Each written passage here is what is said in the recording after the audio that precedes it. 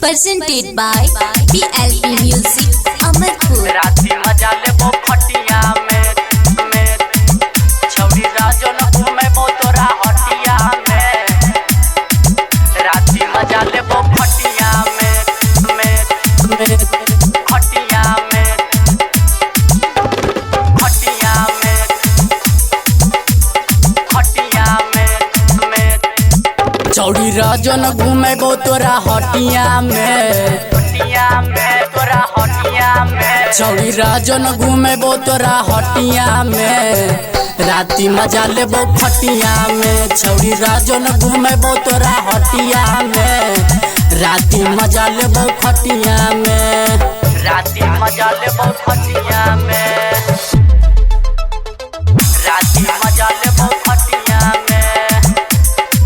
राती मजा ले वो खटिया में। धौनी होटल में तोरा घूमेबो पुनसिया बाजार गे। जके बाबा के दर्शन करैबो ले जैबो जेठर पहाड़ गे। ले जैबो जेठर पहाड़ गे। ले जैबो जेठर पहाड़ गे।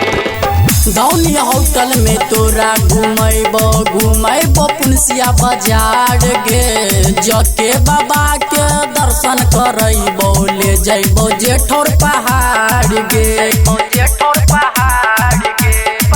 छौरी बौसी घूमेबो संगे सतिया में। छौरी बौसी घूमेबो संगे सतिया में राती मजा लेबो खटिया में। छौरी राजन घूमेबो तोरा हटिया में राती मजा लेबो खटिया में। खटिया में राती मजा लेबो खटिया में। Music by Badal Hakan। मजा लेबो खटिया में। तोरा बारे में सोची का भैले बुरा मोरा हाल गे।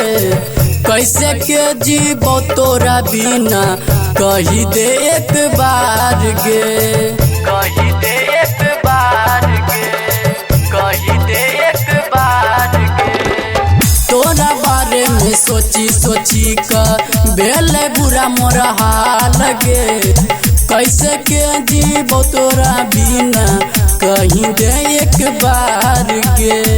कही दे एक बार गे। छौरी अकेले सुतेबो तोरा रतिया में। छौरी अकेले सुतेबो तोरा रतिया में आजू मजा लेबो खटिया में। छौरी अकेले सुतेबो तोरा रतिया में आजू मजा लेबो खटिया में। Presented by PLP Music Amarpur।